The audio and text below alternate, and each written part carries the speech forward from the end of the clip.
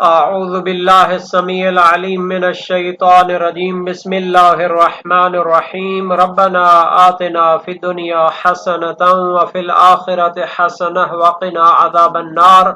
عزیز طلبہ، السلام علیکم ورحمۃ اللہ وبرکاتہ۔ شرح المدوم کتاب حج درس نمبر 228 میں نیابتی حج میں شرائط کی پابندی کے احکام بیان کیے جائیں گے۔ جب انسان کو حج کے انجام دینے کے لیے اجیر بنایا جاتا ہے تو جو شرائط اس کے لیے رکھی جاتی ہیں ان کی پابندی پر گفتگو ہو رہی تھی۔ مزید تفصیل بیان کی جائے گی۔ شرط کی پابندی کو غرض و حکمت سے مشروط کرنے کا حکم، مصادیق کی تحقیق خصوصاً میقات کی تعین کا جائزہ لیا جائے گا۔ نوع حج کو افضل میں تبدیل کرنے کی تجویز کے فتوے کی علت اور سبب بیان کیا جائے گا۔ متعلقہ مسائل اور فروعات بھی ذکر ہوں گے۔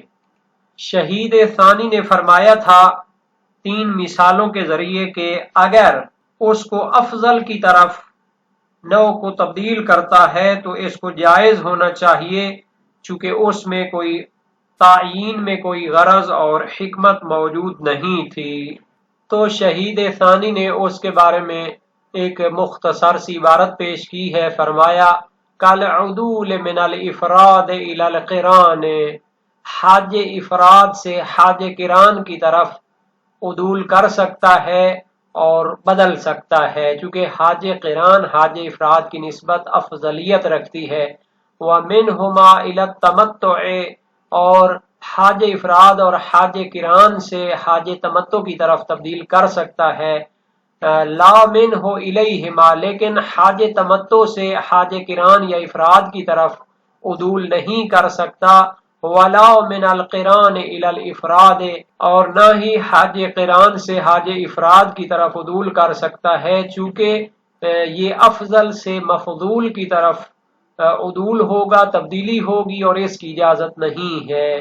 یا تو اگر بغیر غرض کے اس نے کوئی قسم معین کی ہے تو یا تو اسی کو انجام دے یا پھر اس سے افضل کی طرف عدول کرے۔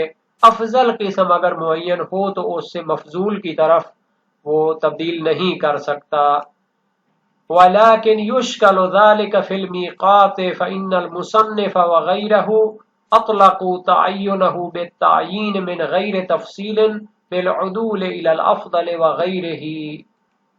شہید ثانی یہاں سے مزید تحقیق پیش کرنا چاہتے ہیں، اور جو دوسرا احتمال تھا کہ مع الغرض یہ ہر شرط کی قید ہو جس کو معین کیا گیا تھا، تو اس احتمال پر اشکال فرماتے ہیں کہ اگر مع الغرض ہر شرط کی قید ہو اور اس شرط پر پابندی مشروط ہو اور مقید ہو اس میں غرض ہونے سے، تو ہم کہیں گے کہ میقات کی اگر اس نے شرط قرار دی ہو تو مصنف کے کلام کے مطابق اس میں کہنا چاہیے کہ اگر اس نے اس تعیین میں کوئی غرض قرار دی ہو، کوئی غرض موجود ہو تو اس پر عمل کرنا واجب ہوگا۔ اگر اس میں غرض نہ ہو تو نائب اس کو افضل میقات کی طرف تبدیل کر سکتا ہے۔ جس میقات سے اس نے شرط لگائی تھی اس سے افضل کی طرف وہ تبدیل کر سکتا ہے۔ حالانکہ جناب شہید اول اپنی دوسری کتابوں میں اور دوسرے فقہا و مجتہدین شیعہ نے صراحت کی ہے کہ بطور مطلق اگر میقات کی شرط کی ہو تو نائب اس پر عمل کرے گا، اور اس کے بارے میں تفصیل نہیں دی کہ غرض موجود ہو یا نہ ہو۔ پھر شہید فرماتے ہیں اس کی علت کے انہوں نے راستے کی شرط کے بارے میں اور نوع حج کی شرط کے بارے میں تفصیل دی ہے کہ اگر غرض موجود ہو تو عدول نہیں کر سکتا، اور اگر غرض موجود نہ ہو تو افضل کی طرف رجوع کر سکتا ہے۔ اس کی یہ علت ہو سکتی ہے کہ چونکہ راستے اور نوع کے بارے میں روایت موجود ہے لیکن میقات کے بارے میں روایت نہیں ہے کہ عدول کو جائز قرار دے، تو تفصیل دی جاتی۔ اگر روایت اس کو موجود ہوتی تو پھر ہم اس کے بارے میں تفصیل دے سکتے تھے، اس لیے انہوں نے میقات کو بطور مطلق اس شرط پر عمل کرنے کو واجب قرار دیا ہے۔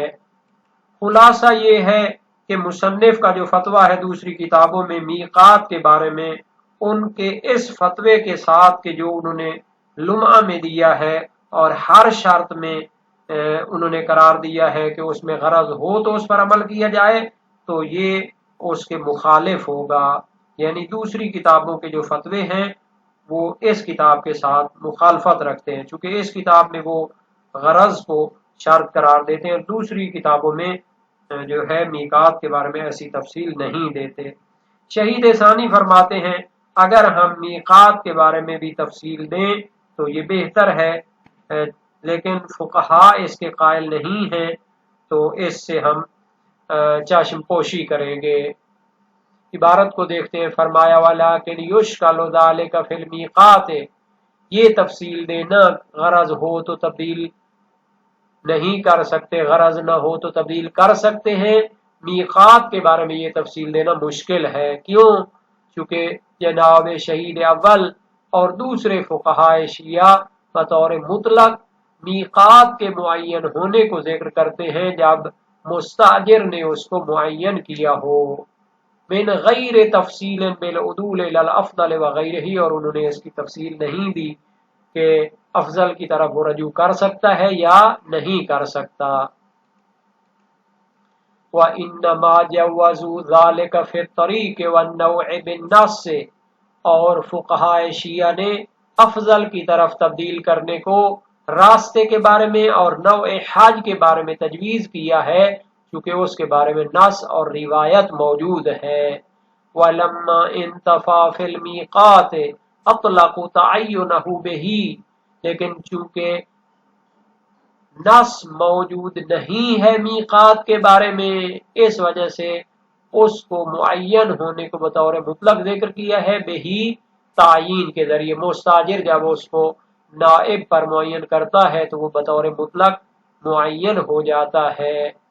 وَإِنْ كَانَ التَّفْصِيلُ فِيهِ مُتَوَجِّهًا أَيْضًا، اگرچہ کہ شہید ثانی فرماتے ہیں اس کے بارے میں بھی تفصیل دینا وہ بہتر ہے، إِلَّا أَنَّهُ لَا قَائِلَ بِهِ، مگر اس کا کوئی فقیہ قائل نہیں ہے۔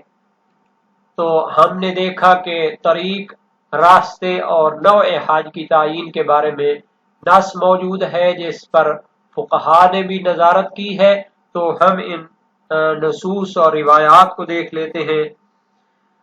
تو اگر تو راستہ متعین ہو ناظر کے ذریعے منوب عنہ پر، یا منوب عنہ کا راضی نہ ہونا دوسرے راستوں سے جانے پر معلوم ہو تو اس میں عدول جائز نہیں ہوتا، لیکن جب اس کو کوئی غرض معین نہ کرے، اگرچہ کوئی عقد اجارہ میں مذکور ہو، تو اس راستے سے دوسرے راستے کی طرف عدول کرنا اور تبدیلی کرنا جائز ہوگا، جیسا کہ مشہور فقہاء شیعہ کی طرف یہ منسوب نظریہ ہے، اور صاحب جواہر الکلام فی شرح شرائع الاسلام میں علامہ محمد حسن نجفی مشہور جلیل القدر فقیہ ہیں، جناب شیخ انصاری کے استاد تھے، اور یہ ابھی ان کی کتاب 40 سے زیادہ ضخیم جلدوں میں شائع ہوئی ہے۔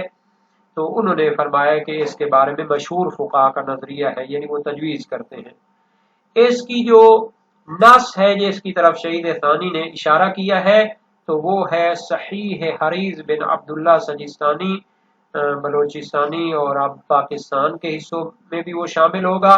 تو یہ امام صادق علیہ السلام کا جلیل القدر شاگرد ہے، اور آپ سے بہت سی روایات نقل کرتا ہے۔ حدیث رافع اس سے منقول ہے، جس کے بارے میں ایک مقالہ علمی بھی شائع ہوا ہے، اور واقعاً اس کی کتاب الصلاۃ آج کل کی نماز جعفریہ کی طرح اس دور میں شیعہ عوام کے لیے مشہور تھی۔ امام صادق علیہ السلام سے اس نے روایت کی ہے، عن رجل اعطى رجلا حجة يحج عنه من الكوفة فحج عنه من البصرة فقال عليه السلام لا بأس اذا قضى جميع المناسك فقد تم حجه۔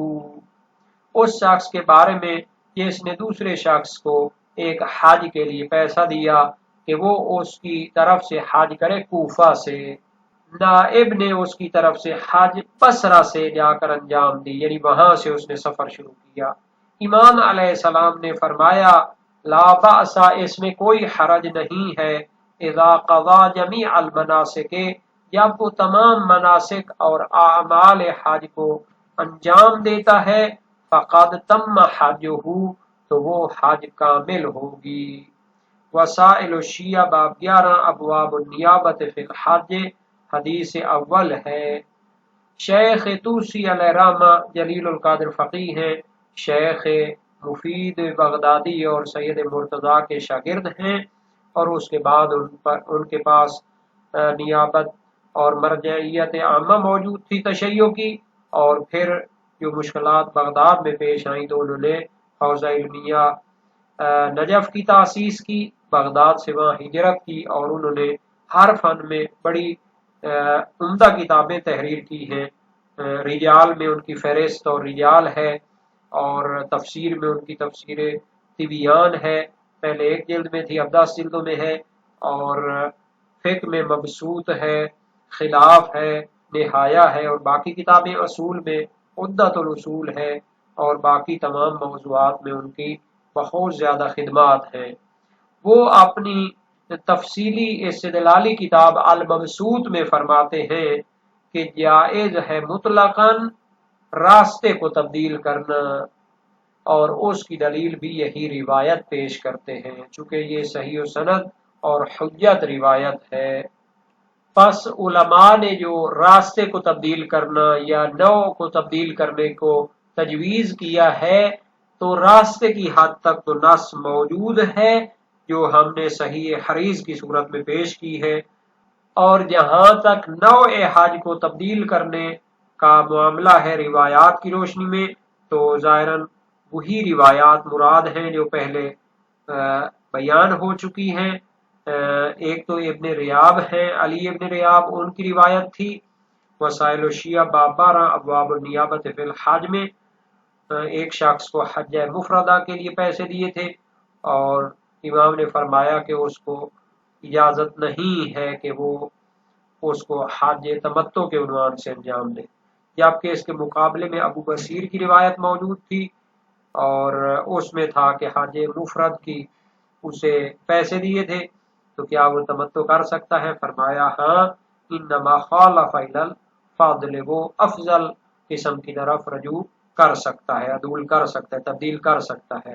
تو گویا کہ کہہ سکتے ہیں کہ طریق کے بارے میں، راستے کے تبدیلی کے بارے میں تو صحیح و سند روایت موجود ہے، اور اس کے مخالف بھی کوئی روایت نہیں ہے، لیکن نوع حج کے بارے میں اختلاف روایات موجود ہے، اور اس میں بیشتر علماء نے جو فتویٰ دیا ہے وہ تبدیل نہیں کرنی چاہیے، لیکن شیخ طوسی اور ایک جماعت نے بطور مطلق افضل قسم کی طرف رجوع کرنے اور تبدیل کرنے کو جائز قرار دیا ہے۔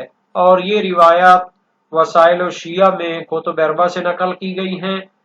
ترجمہ وسائل الشیعہ جلد 8 صفحہ 136 میں باب 11 اور 12 میں یہ احادیث موجود ہیں۔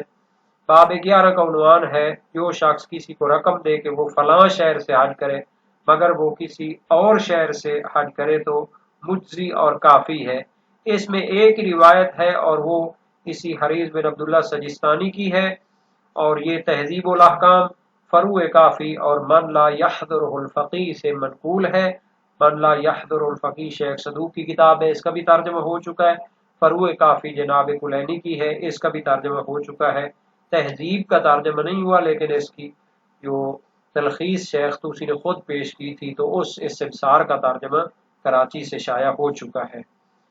باب 12 کا عنوان ہے جو شخص کسی کو رقم دے تاکہ وہ حج افراد بجا لائے اور وہ حج تمتع کر لے تو کافی ہے، مگر یہ کہ اس پر حج افراد واجب عینی ہو یا حج افراد اور قران میں سے واجب تخییری ہو۔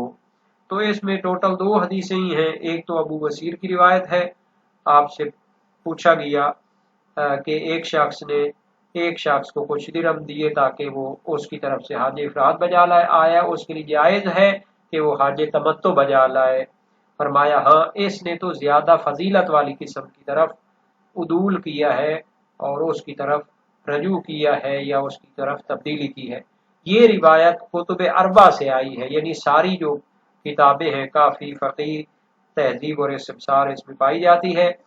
اور دوسری روایت جو تہذیبین سے نقل کی گئی ہے اور ترجمہ کے مطابق حسن بن محبوب نے حضرت علی علیہ السلام سے روایت کی ہے، ان سے پوچھا گیا ایک شخص کو کچھ درہم دیے تاکہ اس کی طرف سے حاج افراد بجا لائے تو وہ اس سے عدول کر سکتا ہے یا نہیں کر سکتا؟ فرمایا وہ حاج تمتع نہیں کر سکتا، وہ درہم دینے والے کی خلاف ورزی نہ کرے۔ تو شیخ طوسی نے اس سے مراد دیا ہے کہ جب درہم دینے والا مکہ اور حرم کے اندر رہنے والا ہو کہ جس کا فرض تخیری افراد یا قران ہے۔ اگر ہم غور کریں تو یہ جو اجتہاد اور یہ جو تحقیقات ہیں فقہا کی، اس میں جہاں احتمالات اور تمام جوانب اور فروض کی تحقیق پیش کی جاتی ہے، وہاں پر فیصلے کے لیے بہت زیادہ نص اور روایات کی طرف رجوع کیا جاتا ہے۔ اس کو ہم نص محور کہہ سکتے ہیں یہ تحقیقات۔